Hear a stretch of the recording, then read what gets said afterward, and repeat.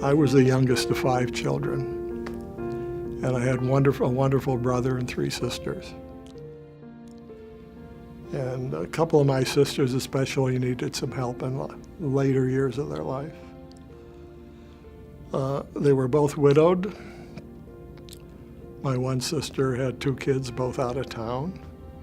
She was in her early 90s, living alone in a house where she had been for many years. And she was in some early stages of, I guess, early dementia. And eventually that brought her to JFSA. My nephew did have a problem with mental disabilities, and JFSA was marvelous in arranging for an apartment with a roommate, with handling expenses, processing, grocery shopping, cleaning.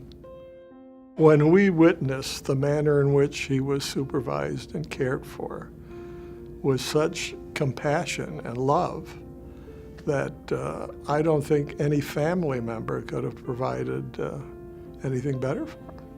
It's a blessing, not only for the Jewish community, but beyond.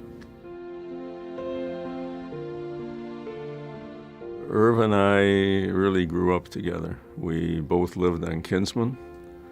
We went through elementary, junior high, and high school together, and we just became great friends. And we formed a club. There were 10 of us, and Irv was one of them.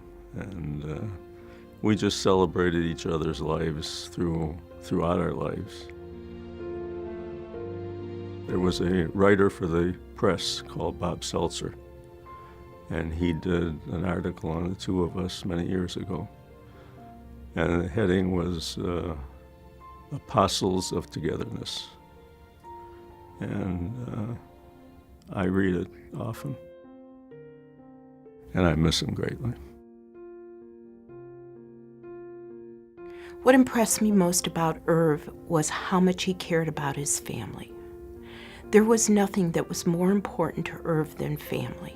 People who lived in the community who had a developmental disability could often access services at that time, but really lived very poorly.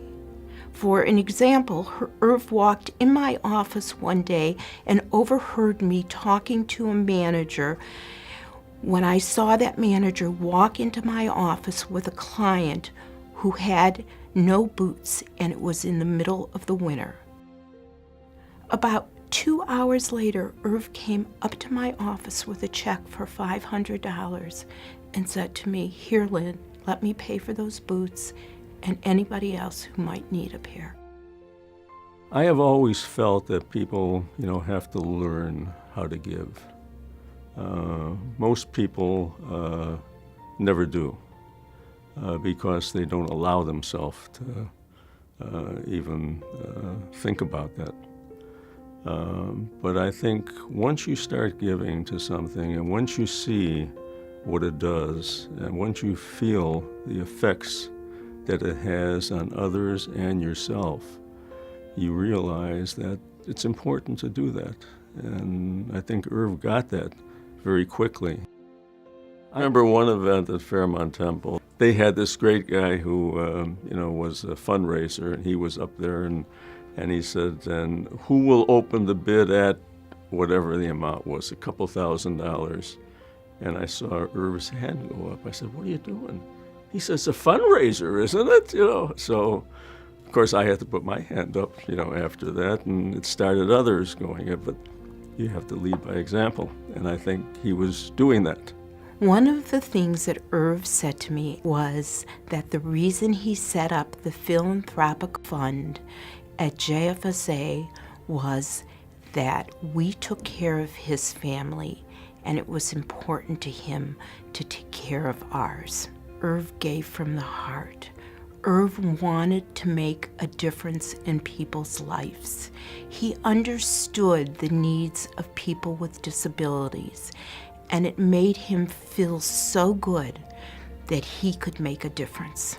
It really made him feel good that he was able to contribute something to an organization that does so much.